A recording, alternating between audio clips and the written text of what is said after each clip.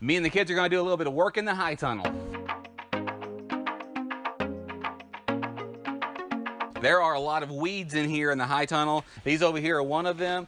These are called butterweed, and they attract mosquitoes. I assume they're good pollinators for the bees, but I've got to get rid of them because they spread like crazy. For animals, they're a little toxic, so I'm gonna get these kids.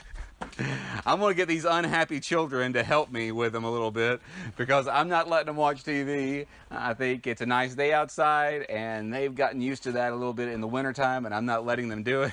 So I'm having them pull all the butterweeds. In fact, all the weeds that are through here that are very high, because I'm going to end up covering all of this with some black plastic. That'll kill everything, but I want to make sure the black plastic goes all the way down. So let's get to work. Anything, kids, that you see these flowers on, pull them up. There's some over here that you missed.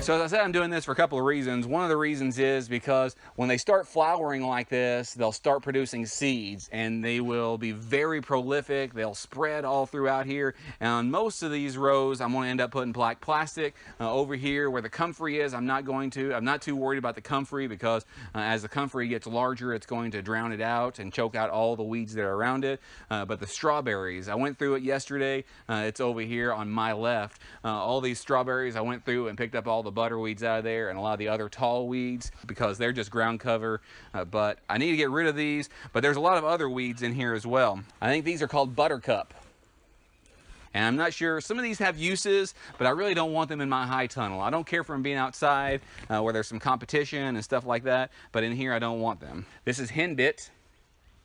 It's in here. It's really great for fodder, whereas the butterweed is not. The butterweed is not good for fodder. It is very toxic if they have too much of it. I think this right here is horseweed. Most of these are weeds. A lot of them will spread very easily. The main thing I'm trying to do is to get these down just a little bit lower so I can put this black plastic down over here on both ends. So I'm not quite ready to do that yet, but that's something that I want to do. This basically over here, these 3 rows with the exception of the stevia that's back a little bit further, and there's some lettuce. Most all of this stuff is what will happen in a high tunnel if you completely neglect it.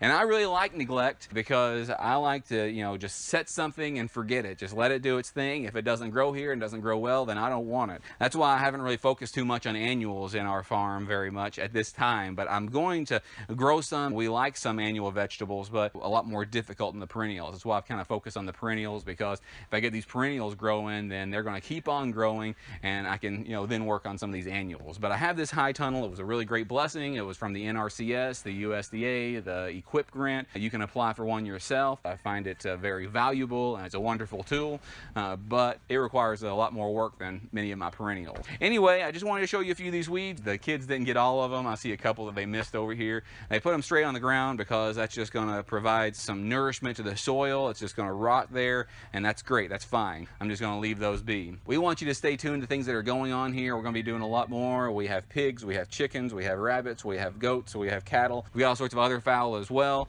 and we do things with that, but we also do a lot of things with our ground, and we're trying to create a sustainable homestead here that's, you know, that we can provide for our animals and ourselves off of this property. If that appeals to you, then you might have found the right channel. We want you to stay with us, and we do a new video on Tuesdays and Thursdays and Saturdays most of the time, and we do a live stream on Sunday nights on YouTube. We have been doing it at 8 p.m. Central Time, but I think we're going to move that back to 6 p.m. For a variety of reasons. So that's going to be at 6 p.m. Central Time, and we'd love to have you at that. And we just sit in front of the camera, my wife and I, Rua, we just talk and share things with you, and we'd love to have you at that. Until next time, thanks.